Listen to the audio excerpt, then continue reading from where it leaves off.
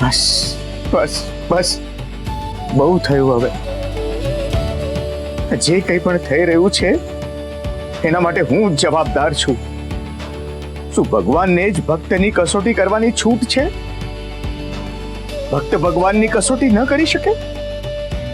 એક તરફ ગંગા પોતાના જીવથી એ વાલી ભક્તિને ત્યાગીને કેટલી પીડાતી હશે એ સમજી શકું છું હું.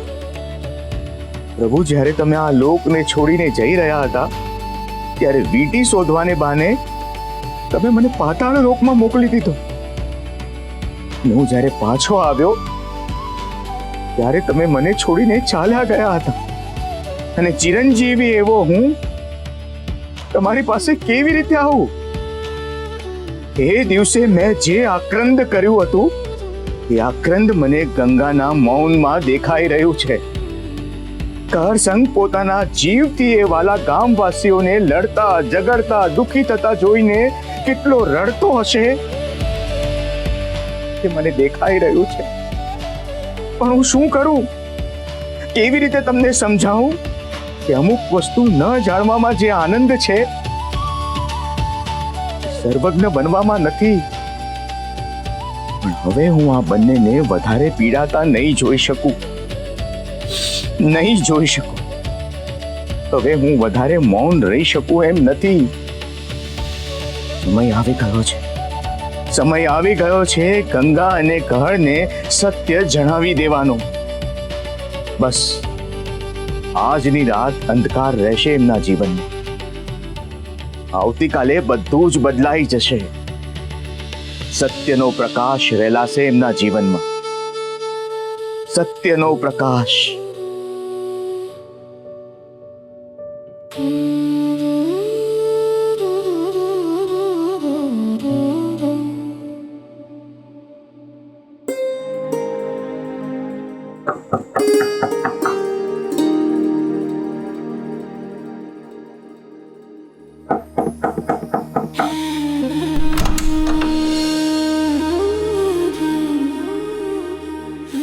દાદા, દાદા શું થયું?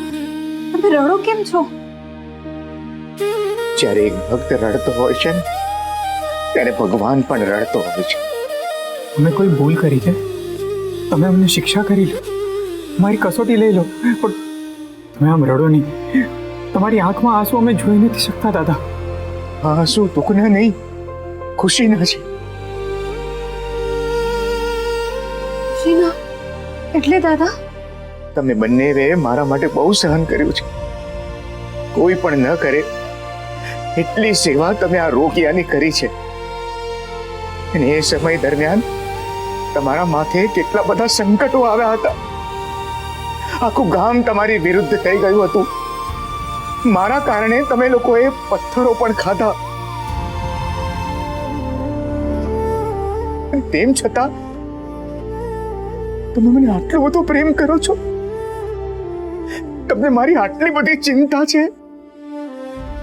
આટલું બધું થયું છતાં પણ તમારી શ્રદ્ધામાં લેશ માત્ર ઉણપ નથી આવી. તમે આ બધું શું બોલો છો? હવે કોઈ કસોટી નહીં, કોઈ રહસ્ય નહીં. હવે સમય આવી ગયો છે બધું જ સાચે સાચું કહી દેવાનું.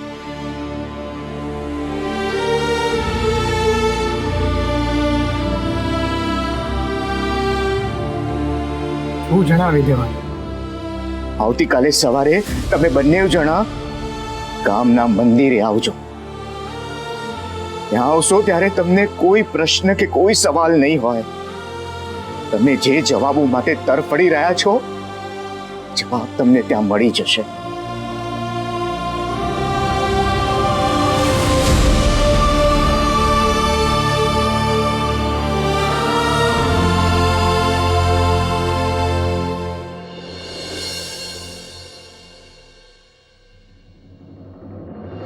ગંગા,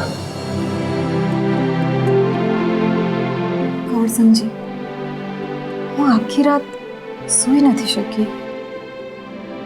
આજ દાદાએ મંદિર આવવાનું કહ્યું છે. તો ચાલો જલ્દી મંદિરે જઈએ. મંદિર? કયું મંદિર? દાદા, દાદા ક્યાં છો તમે? દાદા તમારો અવાજ આવે છે પણ તમે દેખાતા કેમ નથી? કહરસંગ, આ તો ફરી એવું જ થયું કે આખા જંગલમાં ગિરનારી બાબાને શોધ્યા, બસ માયલામાં ના શોધ્યા. દાદા આ વાતની તમને કેવી રીતે જાણ છે? અને તમે ક્યાંથી બોલો છો દાદા? તમે દેખાતા કેમ નથી? હા દાદા, ક્યાં છો તમે?